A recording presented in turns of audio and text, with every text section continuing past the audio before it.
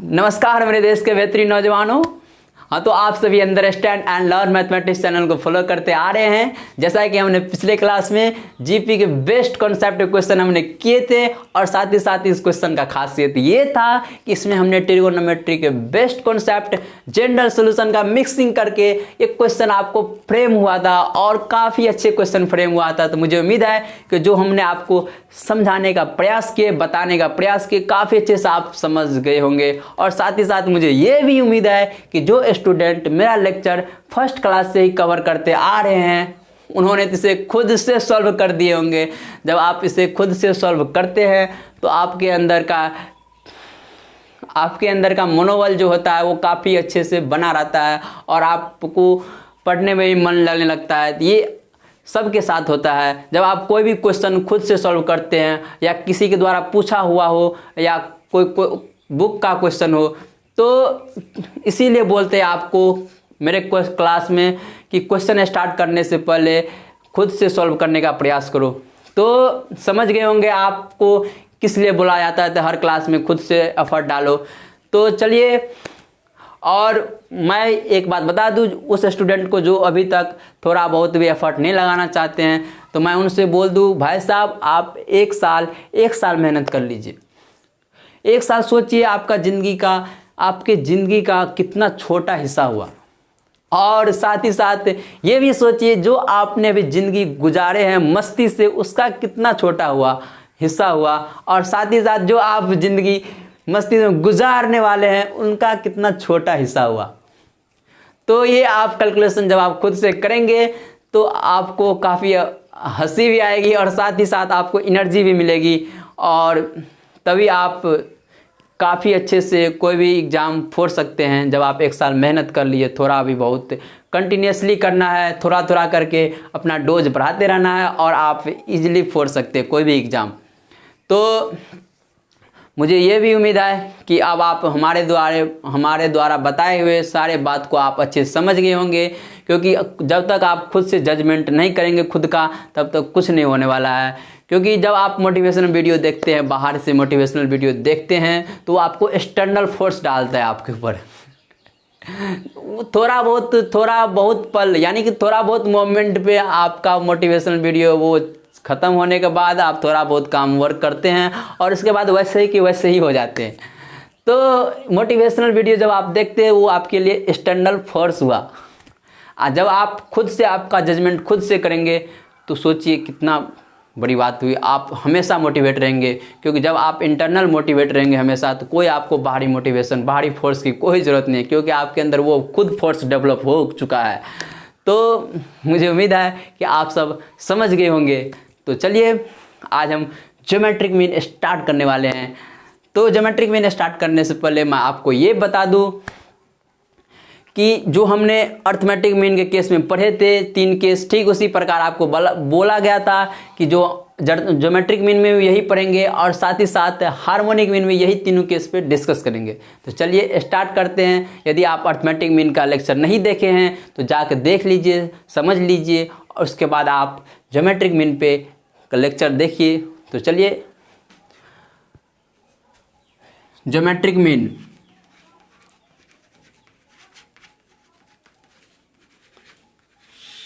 जिसको हम जीएम बोलते हैं एप्रोप्रिएट तरीका में। ज्योमेट्रिक मीन पहला केस हमने अर्थमेटिक मीन के केस में क्या देखे थे, single arithmetic mean between 2 numbers. ठीक उसी प्रकार आज हम पहला केस ज्योमेट्रिक मीन में भी देखेंगे, सिंगल ज्योमेट्रिक मीन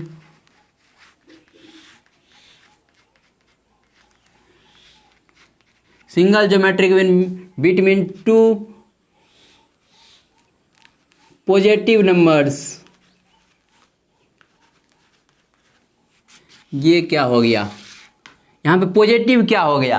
आपने अर्थमेटिक मीन के केस में क्या पढ़े थे, single arithmetic mean between 2 numbers. इसमें देखिए तो single geometric mean between 2 positive numbers. ये क्या हो गया, पॉजिटिव नंबर्स क्या हो गया। अब चलिए इसके बारे में डिस्कस करते हैं, पॉजिटिव क्यों हुआ। तो ज्योमेट्रिक मीन के केस में जैसे कि हम आपको एग्जांपल के थ्रू समझाना चाहते हैं पॉजिटिव क्यों हुआ। तो जैसे देखिए 2, 4, 8 जीपी में है ठीक उसी प्रकार -2 4 -4 -8 ये भी जीपी में है। इसके बाद -2 4 -8 ये भी जीपी में है। और साथ ही साथ 2 -4 और 8 ये भी जीपी में है। ये जो आप देख रहे हैं ये भी जीपी में है। इसका कॉमन रेशियो 2 है, इसका कॉमन रेशियो भी 2 है, और इसका कॉमन रेशियो -2 है, इसका कॉमन रेशियो कितना है -2 है। तो ये सारे किस में है जीपी में है। और यहाँ पे हमने पॉजिटिव नंबर क्यों ले इसके बारे में हमें डिस्कस करना है। देखिए ये दोनों नंबर का ये ज्योमेट्रिक मीन हुआ 4 पॉजिटिव हुआ। देखिए ये दोनों नंबर क्या है पॉजिटिव है, इसका ज्योमेट्रिक मीन यहाँ पॉजिटिव आ रहा है। तो यहाँ पे देखिए तो ये भी दोनों नंबर पॉजिटिव है, इसका ज्योमेट्रिक मीन निगेटिव आ रहा है। और साथ ही साथ ये भी आप देखिए इसका दोनों नंबर निगेटिव है, इसका ज्योमेट्रिक मीन निगेटिव आ रहा है। और साथ ही साथ इसका दोनों नंबर निगेटिव है तो इसका ज्योमेट्रिक मीन पॉजिटिव आ रहा है। ऐसा क्यों हो रहा है? इसका ज्योमेट्रिक मीन दो नंबर पॉजिटिव होने के केस में ज्योमेट्रिक मीन पॉजिटिव भी आ रहा है, और दो नंबर पॉजिटिव नंबर केस में ज्योमेट्रिक मीन निगेटिव भी आ रहा है। तो यहाँ पे कुछ तो लफड़ा है, इसीलिए हमने पॉजिटिव नंबर लिए हैं। क्योंकि जब भी आपको ज्योमेट्रिक मीन के बारे में इस लफड़े से बचने के लिए हम पॉजिटिव नंबर के डिस्कस करते हैं, जब भी हम पॉजिटिव नंबर के डिस्कस करेंगे तो ऑटोमेटिक ज्योमेट्रिक मीन भी हमें क्या लेना चाहिए पॉजिटिव होना चाहिए। यानी कि जीपी किस में होना चाहिए पॉजिटिव में होना चाहिए। जो आप ज्योमेट्रिक मीन डिस्कस करेंगे वो ऐसे समझ लीजिए वो हमेशा जीपी पॉजिटिव में रहेगा, तभी आप ज्योमेट्रिक मीन निकाल सकते हैं। क्योंकि जब भी आप निगेटिव में जीपी ले लिए तो सोचिए नंबर निगेटिव होने पे दो पॉसिबिलिटी हो सकती है। निगेटिव होने पे पॉजिटिव ज्योमेट्रिक मीन भी आ सकता है और निगेटिव ज्योमेट्रिक मीन भी आ सकता है। तो इसीलिए आपको हमेशा ध्यान रखना है कि ज्योमेट्रिक मीन जब भी हम बात करेंगे तो पॉजिटिव नंबर के बारे में बात करेंगे, और साथ ही साथ ज्योमेट्रिक मीन भी क्या होना चाहिए पॉजिटिव होना चाहिए, तभी आप ज्योमेट्रिक मीन के केस में डिस्कस कर सकते हैं। क्यों डिस्कस कर सकते हैं पॉजिटिव होना चाहिए? क्योंकि आप देख लीजिए, क्योंकि इससे हम लेते हैं जब भी इस टाइप का एग्जाम्पल लिए, क्योंकि सारे जीपी में है और ये दो नंबर पॉजिटिव होने पर ज्योमेट्रिक मीन निगेटिव हो जाता है, कभी पॉजिटिव हो जाता है, यानी कुछ भी हो सकता है। यहाँ पे क्या है एक लफड़ा है, लोचा है। इस लोचे से बचने के लिए हमें क्या लेना चाहिए दोनों नंबर क्या होना चाहिए पॉजिटिव होना चाहिए, और साथ ही साथ पॉजिटिव जीपी होना चाहिए। ऐसे आप ध्यान में रख लीजिए। तो जब भी आप ज्योमेट्रिक मीन की बात करेंगे तो किस केस में बात करेंगे पॉजिटिव नंबर यानी कि पॉजिटिव जीपी के केस में बात करेंगे। तो चलिए आप समझ गए होंगे ये क्यों लिए। तो single geometric mean between two positive numbers, तो single geometric mean between two positive numbers, जैसे कि हमने ज्योमेट्रिक मीन में दो पॉजिटिव नंबर ले लिए ए बी, ठीक उसी प्रकार हमने अर्थमेटिक मीन के केस में ए बी लिए थे और ऐसा नंबर इंसर्ट किए थे कि वो एपी में हो जाए। ठीक उसी प्रकार हमने ऐसा नंबर इनमें इंसर्ट कर दिए वो जीपी में हो जाए, और जीपी में हो जाएगा। तो आपको पता ही है जब हमने एपी के केस में हमने क्या देखे थे, एपी के बेसिक डेफिनेशन से हमने अर्थमेटिक मीन के बारे में निकाले थे। ठीक उसी प्रकार अब हम जीपी के बेसिक डेफिनेशन से हम ज्योमेट्रिक मीन के बारे में निकालेंगे। जीपी का बेसिक डेफिनेशन क्या होता है? कंजुगेटिव टर्म्स का रेशियो हमेशा क्या होता है कांस्टेंट होता है। तो conjugative terms G by A upon B by G हमेशा कांस्टेंट होता है। अब इसे हम सॉल्व करेंगे तो क्या हो जाएगा जी स्क्वायर बराबर ए बी, और जी बराबर आ जाएगा आपको square root of A B, या इसको आप लिख सकते हैं ए बी के पावर हाफ। तो ये आप ध्यान में रखिए, हमेशा ज्योमेट्रिक मीन जब भी बात करेंगे तो पॉजिटिव जीपी के केस में बात करेंगे, और साथ ही साथ ज्योमेट्रिक मीन भी पॉजिटिव होना चाहिए। तो हमने क्या किया दो नंबर के बीच में ऐसा पॉजिटिव नंबर इंक्लूड किया ताकि वो सीरीज किस में हो जाए जीपी में हो जाए, और ये हमने सॉल्व कर लिया। दो नंबर का ज्योमेट्रिक मीन क्या आया, ये आ गया ए बी के पावर 1/2, और अर्थमेटिक मीन में क्या आया था उसका रेशियो क्या कहते उसका एवरेज आया था, रेशियो नहीं आया था। a प्लस बी बाई 2 दो नंबर का एवरेज आया था a प्लस बी बाई 2। ठीक उसी प्रकार इसका क्या आ गया ए बी के पावर 1/2। तो चलिए इसमें दूसरा केस अर्थमेटिक मीन के केस में हमने क्या देखे थे, दूसरा केस हमने देखे थे n नंबर्स का n नंबर्स का अर्थमेटिक मीन्स। ठीक उसी प्रकार इसमें देखेंगे हम n नंबर्स का ज्योमेट्रिक मीन। तो geometric mean of n positive numbers. तो हमने आपको अर्थमेटिक मीन के केस में क्या बताए थे, 2 नंबर का हमने ज्योमेट्रिक मीन अर्थमेटिक मीन निकाले थे, हमने a+b/2 देखा था। 3 नंबर का निकाले थे अर्थमेटिक मीन, तो a+b+c/3 यानी कि उसका एवरेज। 4 नंबर का उसका एवरेज। n नंबर का हमने अर्थमेटिक मीन निकाले थे, तो हमने क्या देखे थे, a+b+c+ कहाँ तक, n तक जाएंगे और upon total number of terms यानी कि n। तो ठीक उसी प्रकार आज हम ज्योमेट्रिक मीन के बारे में देखेंगे जब n पॉजिटिव नंबर्स रहेगा तब। देखिए तो पहला सिंगल ज्योमेट्रिक मीन क्या आ रहा है, ab⁴ तो 3 नंबर का ज्योमेट्रिक मीन क्या हो जाएगा, abc⁴ 4 नंबर का ज्योमेट्रिक मीन। ठीक उसी प्रकार जिस प्रकार हमने m के केस में देखे थे, 3 नंबर का ज्योमेट्रिक मीन abc⁴ 4 नंबर का, चारों नंबर का प्रोडक्ट के पावर 1/4। ठीक उसी प्रकार n नंबर का ज्योमेट्रिक मीन क्या हो जाएगा, geometric mean of n positive numbers का क्या हो जाएगा, a b c के पावर, यहाँ पे आप लिख दीजिए a1 b1 t1 a1 a2 a3 a1 b1 भी आप लिख सकते हैं। कहाँ तक चले जाएगा, ये an तक का प्रोडक्ट हो जाएगा और प्रोडक्ट के पावर 1/n हो जाएगा। तो इस प्रकार आप इसका ज्योमेट्रिक मीन निकाल सकते हैं n नंबर का। ठीक इसी प्रकार हमने आपको बता दिया। और उसके बाद हम तीसरा केस इसमें डिस्कस करेंगे। तीसरा केस क्या था, तीसरा केस अर्थमेटिक मीन के केस में ये था कि हमने n अर्थमेटिक मीन हम 2 नंबर के बीच में डाले तो क्या पॉसिबिलिटी होगी। ठीक उसी प्रकार आज हम ज्योमेट्रिक मीन के केस में भी देखेंगे, जब हम n ज्योमेट्रिक मीन हम 2 पॉजिटिव नंबर के बीच में डालेंगे तो उसका ज्योमेट्रिक मीन क्या निकलेगा। तो चलिए हम देखते हैं case number 3।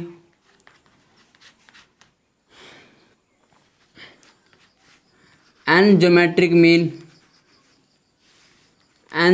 Mean insert between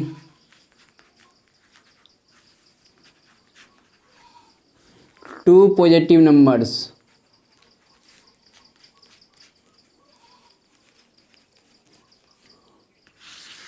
n geometric mean हम इंसर्ट करेंगे 2 पॉजिटिव नंबर के बीच में, तब हम चलिए डिस्कस करते हैं वो केस। a मान लेते हैं b 2 पॉजिटिव नंबर हुआ और इसमें हमने n ज्योमेट्रिक मीन इंसर्ट कर दिए। तो पहला ज्योमेट्रिक मीन g1 हो गया, दूसरा g2 हो गया, तीसरा g3 हो गया, ये ऐसे चलते चले गया, gn तक चले गया। अब देखिए हमें इसमें क्या क्या पॉसिबिलिटी हो सकता है। हमें g1 का वैल्यू निकालना है तो कैसे निकालना है, g2 का वैल्यू निकालना है तो कैसे निकालना है, तो इसके बारे में हम डिस्कस करेंगे। हमने वहाँ पे देखे थे अर्थमेटिक मीन के केस में, जब 2 नंबर के बीच में हमने n अर्थमेटिक मीन इंसर्ट किए थे तो टोटल नंबर ऑफ कितना हो गया था टर्म्स, n+2, क्योंकि 2 नंबर पहले से था और n अर्थमेटिक मीन हमने इंसर्ट किए थे।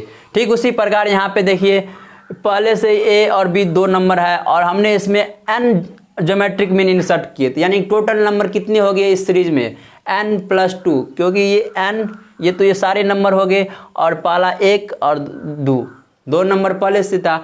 तो यानी कि ये b कौन सा टर्म है इस सीरीज का, n+2 टर्म है। तो इसे आप ध्यान में रख सकते हैं। और ये कैसे हो गया ये भी आप समझ गए, क्योंकि हमने n ज्योमेट्रिक मीन इंसर्ट कर दिए और यहाँ पे पहले से 2 नंबर था तो टोटल नंबर कितना हो गया n+2।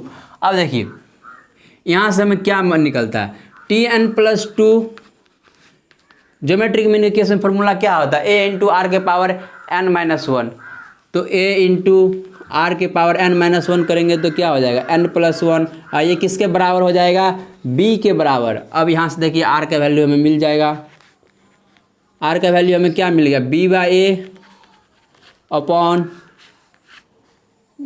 b/a के पावर 1/n+1, ये हमें मिल गया। b/a पावर क्या हो जाएगा, इसको इस साइड करेंगे तो 1/n+1, तो ये हमें क्या मिल गया, r का वैल्यू, कॉमन रेशियो का वैल्यू। हम इस केस में हम अर्थमेटिक मीन केस में हमें क्या आया था d, तो हमें डी निकाले तो वहाँ पे डी क्या आया था, B minus A upon N plus one. यहाँ पे क्या आया, B by A upon B by A power one upon N plus one. तो आर आपको निकल गया तो आप इसे G1 निकाल सकते हैं। तो G1 क्या हो जाएगा, देखिए G1 क्या हो जाएगा, ए आर हो जाएगा, क्योंकि ये देखिए G1 जो है ये ज्योमेट्रिक मीन का जितना n ज्योमेट्रिक मीन है उसका पहला टर्म है, लेकिन ये सीक्वेंस का कौन सा टर्म है, दूसरा टर्म है।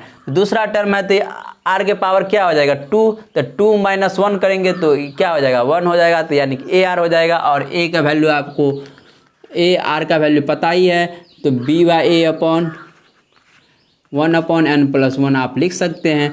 इसी तरह से आप G2 भी निकाल सकते हैं, G3 भी निकाल सकते हैं, ठीक उसी प्रकार जिस प्रकार हमने अर्थमेटिक मीन केस में हमने निकाले थे A1 A2 A3। अब चलिए आए कॉन्सेप्ट क्या है वो आपको काफ़ी अच्छे समझ में आ गया होगा। अब भाई जी क्या बताने वाले, क्योंकि आपने अर्थमेटिक मीन केस में पढ़े हैं, वहाँ पे हमने क्या देखे थे उस पर हमने आपको बताया भी था। इसको रिजल्ट के तौर पे आप ध्यान रखिए, क्योंकि इस डायरेक्टली क्वेश्चन पूछा जाता है और आपको एग्जाम्पल के थ्रू भी बताए थे, इसमें डायरेक्टली क्वेश्चन पूछा गया है। तो इसको हम कैसे ध्यान रखेंगे, हमने क्या पढ़े थे वहाँ पे अर्थमेटिक मीन केस में, आपको बोले थे ध्यान रखने के लिए। सिंगल अर्थमेटिक मीन्स 2 नंबर का सिंगल अर्थमेटिक मीन्स हम निकालेंगे, यानी कि 2 नंबर का अर्थमेटिक मीन निकालेंगे, उसका n टाइम्स जो हो जाएगा किसके बराबर हो जाएगा, 2 नंबर के बीच में n अर्थमेटिक मीन इंसर्ट करेंगे उसके सम के बराबर हो जाएगा। हमने क्या देखे थे वहाँ पे, क्या प्रूव किए थे, और आपको रिजल्ट के तौर पे ध्यान रखने के लिए बोला था कि 2 नंबर के बीच में जब हम n अर्थमेटिक मीन इंसर्ट कर रहे हैं और सारे अर्थमेटिक मीन का सम लेंगे वो किसके बराबर हो जाएगा, n टाइम्स हो जाएगा किसके, सिंगल अर्थमेटिक मीन्स के। ठीक उसी प्रकार यहाँ पे उस केस में हमने एपी केस में सम देखे थे और यहाँ पे प्रोडक्ट देखते आ रहे थे, यहाँ प्रोडक्ट के बारे में चर्चा करेंगे। यहाँ पे क्या देखेंगे इसको आप ध्यान में रख लीजिएगा, product of n geometric mean between two positive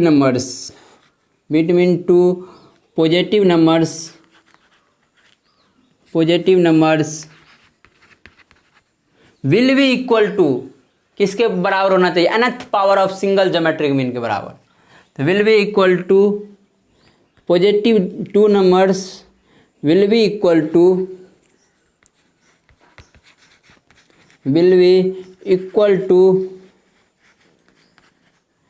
nth power of single geometric mean.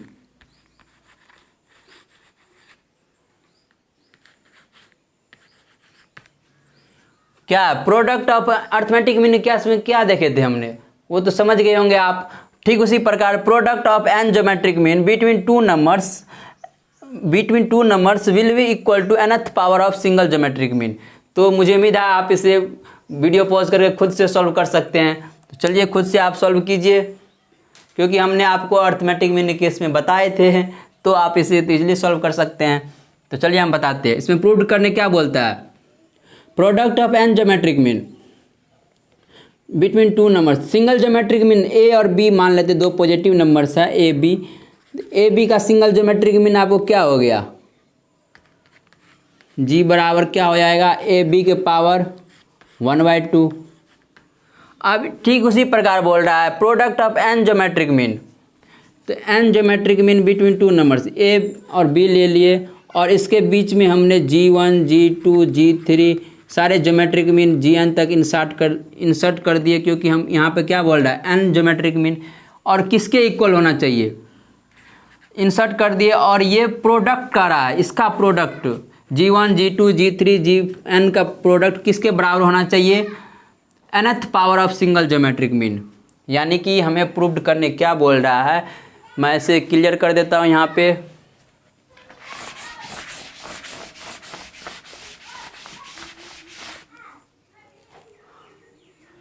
Product, geometric mean का प्रोडक्ट G1 G2 G3 से लेके Gn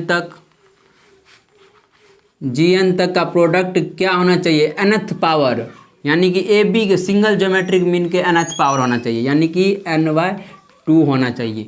ये हमें बोलता है प्रूव करने के लिए। चलिए हम इसे प्रूव करते हैं। LHS क्या है, यही है। तो G1 को हम क्या लिख सकते हैं, AR लिख सकते हैं, AR इन LHS इंटू क्या हो जाएगा, AR² इंटू ARQ। ये कहाँ तक चले जाएगा, ठीक इसी प्रकार चले जाएगा आपको AR के पावर n-1 तक, n+1 तो n तक जाएगा, n-1 तक नहीं जाएगा, क्योंकि आपको ध्यान में रखने बोले हैं, क्योंकि Gn जो है वो A और B दोनों नंबर के बीच जो इंसर्ट किया गया है, तो Gn कौन सा टर्म है, n+1वां टर्म है, तो n+1 में से -1 कर देंगे तो क्या हो जाएगा, n हो जाएगा। तो यहाँ तक का प्रोडक्ट हो गया। इसका प्रोडक्ट करना है। देखिए नंबर ऑफ टर्म्स कितना है, n है, तो ऑटोमेटिक a के पावर क्या हो जाएगा, n, a इंटू a तो n हो जाएगा।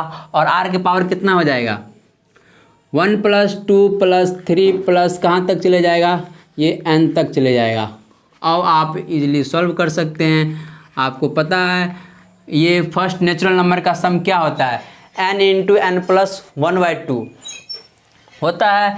तो n इंटू n प्लस 1/2 करेंगे तो क्या हो जाएगा, n into n plus 1/2। Number of terms कितना है, n है, तो ये आपको हो गया, r बराबर यहाँ पे आ गया। ये तो आप इजीली निकाल सकते हैं। यदि आपको सीरीज का फर्स्ट नेचुरल नंबर का सम नहीं पता है तो आप इसे एपी के थ्रू निकाल सकते हैं। एपी के थ्रू कैसे निकलेगा, देखिए एपी के थ्रू निकालेंगे तो क्या हो जाएगा, सम क्या होता है, n/2 first term plus last term, तो n/2 हो गया। अब फर्स्ट टर्म क्या हो गया 1 और लास्ट टर्म क्या है n है। इसे आप इजीली कैलकुलेट कर सकते हैं। ये आपका LHS आ गया। हमें तो ये लाना है, तो ये कैसे लाएंगे, देखिए r का वैल्यू हमें निकाल चुके हैं। यहाँ पे r का वैल्यू क्या आया है, a इंटू b/a के पावर 1/n+1। r का वैल्यू यहाँ पे देंगे, देखिए सॉल्व होके ये हो जाएगा। r का वैल्यू